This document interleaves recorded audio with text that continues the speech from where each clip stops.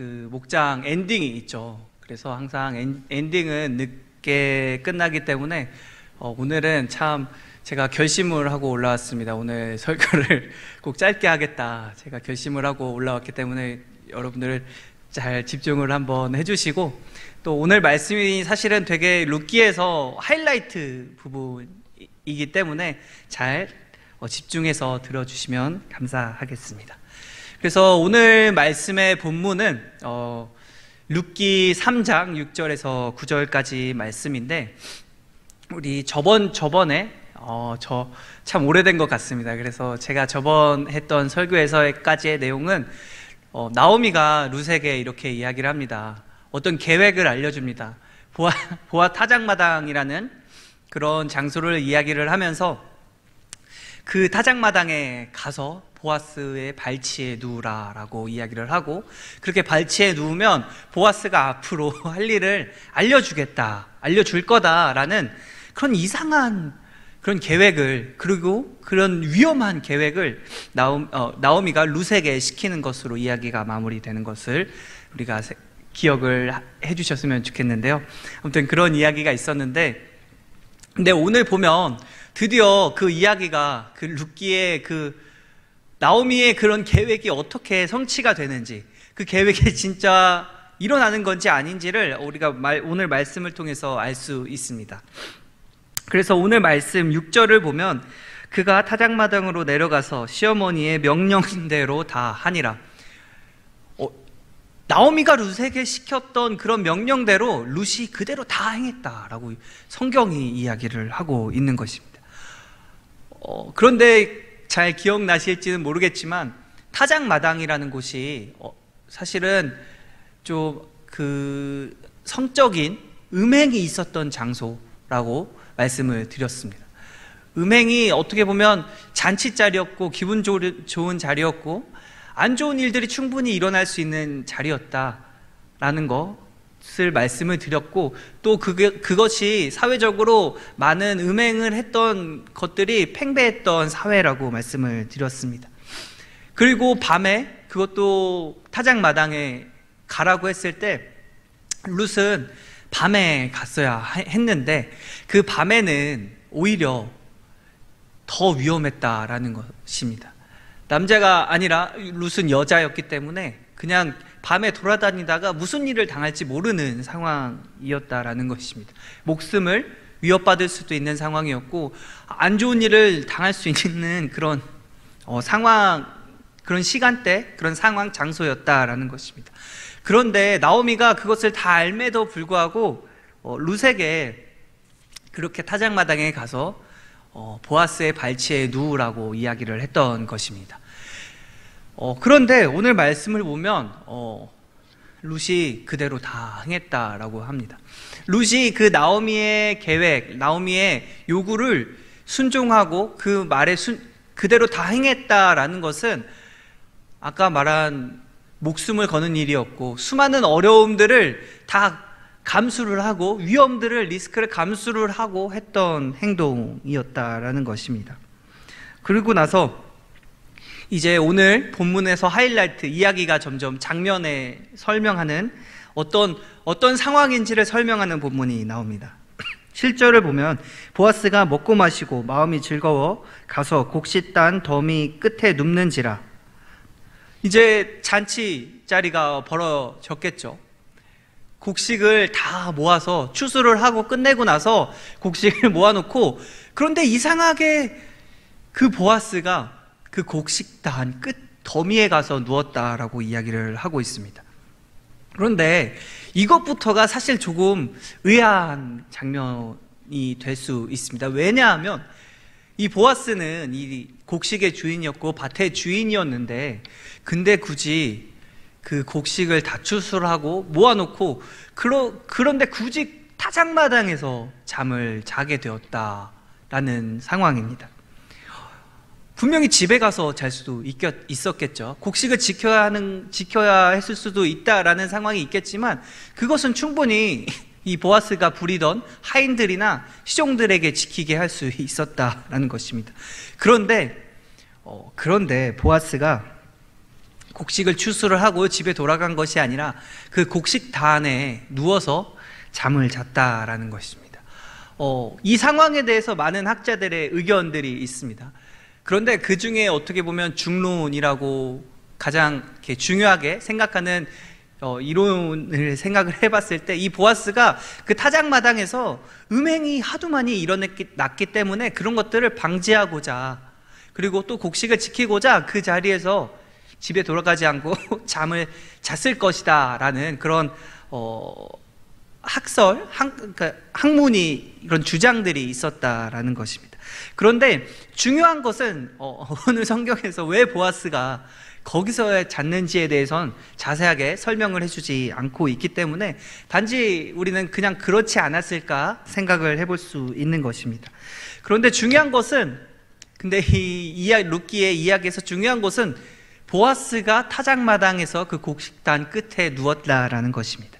그리고 다음 이야기를 한번 살펴보면, 룻이 가만히 가서 그의 발치 이불을 들고 거기에 누웠더라 라고 이야기를 하고 있습니다. 룻이 보아스가 그 곡식단 더미 끝에 가 있는 것을 보았겠죠. 그런데 나오미가 특이한 주문을 했습니다. 특이한 요구를 했습니다. 보아스가 먹고 마시기까지 즐거워할 때까지 보아스의 눈에 띄지 말라라고 룻에게 이야기를 했습니다. 그리고 그가 누울 때, 그가 타작마당에 누울 때 거기를 잘 보고 있다가 밤중에 가서 그의 발치에 누워라 라고 나오미가 요구를 했습니다. 근데 룻이 그 말 그대로 했던 것 같습니다. 그 곡식단 끝에 있는 그 보아스가 누웠던 그 자리에 가서 이제 룻이 발치 이불을 들고 누웠습니다. 그런데 참 이상한 것은 여러분, 자고 있는데 누가 와서 옆에 눕게 된다면, 아무리 발치라도 누가 눕게 된다면 인기척을 느낄 수 있었을 텐데, 그런데 오늘 본문에 보면 이 룻이 가만히 가서라고 이야기를 합니다. 아무에게도 들키지 않고 내가 거기 갔다는 걸, 아니면 보아스 아니면 그 누구에게도 눈치채지 못하게 가만히 조용히 은밀하게 가서 그냥 발치에 누웠다라고 했습니다. 그런데 이게 정말로 성공했던 것 같습니다. 8절을 보면 밤중에 그가 놀라 몸을 일으켜 본즉 한 여인이 자기 발치에 누워 있는지라. 여기서 잘 보면 시점이 바뀌게 됩니다. 밤중에 그가 놀라, 이 보아스라는 사람을 그라고 명칭을 하고 있습니다. 이 보아스가 자다가, 한밤중에 자다가 몸을 돌렸는데 보니까 자기 발치에 어떤 여자가 있다라는 것입니다. 그래서 참 당황스럽고 놀랐던 것 같습니다. 그래서 이 여자한테 보아스가 이렇게 이야기를 합니다. 야, 내가 누구냐? 너 누구야? 라고 이야기를 하니까 이때 룻이 이렇게 대답을 합니다. 나는 당신의 여종 루시온이 당신의 옷자락을 펴 당신의 여종을 덮으소서라고 이야기를 합니다. 당황스러웠겠죠. 여러분들이 자고 있는데 여러분의 발밑에, 여러분의 발치 정도에 누군가가 자고 있다라고 생각을 해보시면 될 것 같습니다. 얼마나 당황스럽고 황당했고 어떻게 보면 무서웠을 수도 있을 것 같습니다. 그렇게 놀라서 물어보니까 그 주인공이 룻이었다라는 것입니다. 그런데 여러분, 이 룻이 그냥 그렇게만 이야기한 것이 아니라 당신의 여종 루시온이 당신의 옷자락을 펴 여종을 덮으소서라고 이야기를 하고 있습니다. 여기서 어떤 의미였을까요? 여종을, 내가 당신의 여종이오니 당신의 여종을 덮으소서라고 했던 이 룻의 요청이, 보아스에 대한 룻의 요청이 어떤 의미였을까요? 이 원문을 보면 이렇게 이야기를 했던 거, 당신의 여종을 덮으소서라고 했고, 보아스가 처음에 룻을 만나고 왜 룻을 도와줬는지에 대한 그런 물음을 들었을 때, 여호와의 날개 아래 너가 도움을, 그 여호와의 날개 아래로 피난을 왔기 때문에, 여호와의 날개 아래 돌봄을 받으러, 보호를 받으러 왔기 때문에 내가 널 도와준다라는 그런 말을 했던 것과 연관이 되는 구절입니다. 당신의 날개로 나를 덮어주소서라는 이야기가 오늘 당신의 여종을 덮으소서라고 하는 것이었습니다. 그런데 당신의 여종을 덮으소서라고 했던 이 구절이 여기에만 나오는 것이 아니라 다른 성경의 다른 곳에서도 많이 등장을 하게 됩니다. 그래서 그 등장했던 그런 용례, 사용된 그런 방법과 그런 의미들을 추측을 해봤을 때, 사용된 의미들을 생각을 해봤을 때, 당신의 여종을 덮으소서라고 했던 그 의미는 나랑 결혼을 해주세요 라는 의미였다라는 것입니다. 누군가 발치에 있다가 갑자기 등장해서 나는 당신의 여종이오니 당신의 그 시종이니까 나랑 결혼을 해주세요 라고 이야기를 했던 것입니다. 그리고 그 결혼을 요청한 것에 대한 근거를 이야기를 합니다. 당신이 기업 물을 자가 되민이다 하니. 그런데 참 이상하죠. 지금까지 이야기로 이렇게 오늘 본문이 끝나게 됩니다. 마치 이야기가 막 진행이 되다가 중간에 딱 끝나는 느낌이 드실 텐데, 이 다음에 보아스의 답변이 궁금하시겠지만 그거는 다음 설교 때 들어주시면 좋을 것 같고, 그런데 중요한 것은 뭐냐면 기업 물을 자가 된다라는 것입니다. 그런데 여러분, 결혼은 제가 항상 설교를 드렸지만, 말씀을 드렸지만, 결혼에 대한 부분은 계대 결혼에 대한 것이었습니다. 자기 친족 중에 형이나 아니면 동생이나 죽게 되면 그 친족 중에 한 명이 그 죽은 사람의 아내가 그냥 과부로 있게 두는 것이 아니라 그 친족 동생이나 형이 그 죽은 사람의 아내와 결혼을 해서 그 동생이나 형의 집안의 재산을 유지를 시키고, 그리고 그 집안이 잘 유지되도록, 그리고 그 과부로서의 사는 그 죽은 사람, 그 아내가 잘 생활을 할 수 있도록 돕게 하는 것이 바로 계대 결혼이라고 말씀을 드렸었는데, 그런데 이 계대 결혼과 기업 물을 자라는 것, 고엘 제도와는 사실 아무런 연관이 율법적으로 봤을 때 없다라는 것입니다. 고엘 제도는 결국 땅, 피, 사람, 그러니까 하나님께서 기업으로 주신 그 땅을 잃어버리지 않게 하는 게 고엘 제도였고, 그리고 하나님의 백성인 그 사람이 무고하게 살해당하거나 피해를 보는 일이 없게 하는 것이 고엘 제도였다라는 것입니다. 그리고 그 이름이, 그 노예, 몸의 자유, 노예로서 만약에 하나님의 백성인 사람이 다른 사람에게 노예로 잡혀 있다라고 했을 때 그 노예의 신분에서 구해주는 것이 바로 고엘 제도의 의미였다라는 것입니다. 그런데 여기에 어디에서도 결혼에 대한 이야기는 찾아볼 수가 없습니다. 그런데 이상합니다. 결혼해주세요 라고 했는데 그 근거로 계대 결혼을 이야기를 했어야 되는데 그게 아니라 기업 물을 자라고 이야기를 하고 있습니다. 도대체 왜 이런 주장을 했을까요? 전혀 맞지 않는 그 율법, 전혀 상관없어 보이는 그런 율법을 근거로 결혼을 해달라라고 했던 것입니다.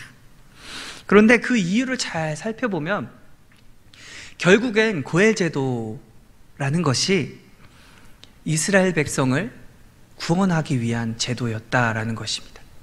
하나님께서 이스라엘 백성들을 얼마나 사랑하셨고 하나님께서 이스라엘 백성들을 선택하셨기 때문에 그 하나님의 백성을 하나님께서는 친족으로 여기셨고, 그 이스라엘 백성이, 하나님의 백성이 어렵고 힘들고 노예가 되고 나라가 멸망하고 그 죽음과 생명의 위기에 처해 있을 때 그냥 두시지 않고 그들을 하나님께서 구원하셨다라는 것입니다. 그런 하나님을 표현했고 그런 하나님의 방식을 따라 살아갔던 것이 그런 고엘 제도의 율법이었다라는 것입니다. 왜냐하면 이스라엘 백성들의 소유주가, 이 세상의 소유주가 하나님이셨기 때문입니다. 내 삶의 주인이 하나님이시기 때문에 내 삶을 내 마음대로 하는 것이 아니라 하나님의 뜻대로 살아갔다라는 것입니다. 그래서 함부로 하나님의 재산인, 하나님의 나라의 백성인 그 사람들을 함부로 다른 나라 이방인들이 건드리지 못하게 했던 것이 고엘 제도였다라는 것입니다. 그리고 그들을 보호하기 위한 것들이, 그들을 어려움에서 구원하기 위한 제도가 고엘 제도였다라는 것입니다. 그런데 이런 맥락에서 살펴봤을 때 이 계대 결혼 또한 이 고엘 제도와 마찬가지의 그런 맥락을 가지고 있었다라는 것입니다. 이스라엘 백성들은 이런 하나님의 약속과 그 율법에 예민했기 때문에 단지 그냥 그 율법만 보았던 것이 아니라 그 율법이 하려고 했던, 그 율법이 궁극적으로 이루려고 했던 그런 목적들을 잘 살펴볼 수 있었다라는 것입니다. 그런데 참 신기하게도 이런 주장을 했던 것이 그 이스라엘 사람이 아니라 이방인이었던 룻이었다라는 것입니다. 모압 여인이었던 룻이 이런 말을 했다라는 것입니다. 여기서 이 모압 여인인 룻이 온전히 이제는 이스라엘 안으로, 이스라엘 사람으로서 하나님의 선택된 하나님 아래, 여호와의 날개 아래 완전히 피하러 온 이스라엘 백성 같은 그런 정체성을 가지게 된 것을 깨달을 수 있다라는 것입니다. 그런데요, 우리는 그러면 어떻게 이 여호와의 날개 아래 피할 수 있을까요? 이스라엘 백성들은 하나님의 언약으로, 그리고 율법으로, 그냥 이스라엘 법적인 제재, 강제력이 있지는 않았지만 공공연하게 법으로서 하나님의 말씀과 언약들이 성취되고 이루어지고 있었다라는 것입니다. 이스라엘 공동체 내에서, 이스라엘이라는 그 나라 안에서 하나님의 나라가 성취되고 있었다라는 것입니다. 하나님의 나라가 유지되고 있었다라는 것입니다. 이 룻이 보아스에게 결혼을 요청할 수 있었던 것처럼, 그리고 이 보아스가 이미 룻과 나오미에게 은혜를 베풀었던 것처럼, 이 이스라엘 공동체 내에서는 나를 희생하면서까지 남을 도우는 그 이스라엘 하나님의 백성으로서 친족을 도왔던, 하나님이 원하셨던 그 일을 잘 행했던 것입니다. 그 이스라엘 공동체 내에서. 그런데 여러분, 우리는 신약을 시대의 백성이겠죠. 이스라엘 사람들을 입장에서 보면 우리는 이방인입니다. 그런데 여러분, 에베소서 3장 6절을 살펴보면 이렇게 이야기를 하고 있습니다. 복음으로 말미암아 우리가 이스라엘과 함께 그 이스라엘의 언약 안에 들어갈 수 있었고, 이스라엘과 함께, 이스라엘처럼 우리가 복음으로 말미암아 하나님과 친족이 되고 우리가 하나님과 관계할 수 있고 하나님의 백성으로서 살아갈 수 있다라고 이야기를 하고 있습니다. 중요한 것은 뭐냐면 이스라엘과 함께라는 것입니다. 그런데 이스라엘은 지금도, 여러분 신기하게도 이스라엘 유대인들은 지금도 자기네 다 그런 것은 아니지만 하나님께서 주신 그 율법은 그래도 자기네들이 지키면서 살아가고 있습니다. 참 신기합니다. 그런데 여러분, 우리가 이스라엘처럼 우리가 룻기에서 이야기하고 있는 그 보아스가 룻에게 베풀었던 그런 은혜들이 이스라엘 공동체에 있고 지금도 있는 것 같습니다. 그런데 여러분, 우리는 그런 은혜를 어디서 누릴 수 있어야 될까요? 우리는 어디서, 우리가 이스라엘처럼 그렇게 할 수 있다, 우리가 그렇게 이스라엘처럼 하나님의 백성으로서 구원받은 사람으로서 그리스도인으로서 살아간다라고 하는데, 여러분, 우리는 어디서 그런 은혜를 받을 수 있게 되는 것일까요? 분명히 하나님의 은혜는 있는데, 그리고 그것이 성취되어야 하는데 우리는 그 은혜를 어디서 누릴 수 있냐라는 것입니다. 눈치가 빠르신 분들은 다 금방 눈치채셨겠지만 그것이 바로 교회입니다. 이 교회 안에서는 교제가 있어야 하는데, 이 교제를 어려운 말로 하면 코이노니아라고 이야기를 합니다.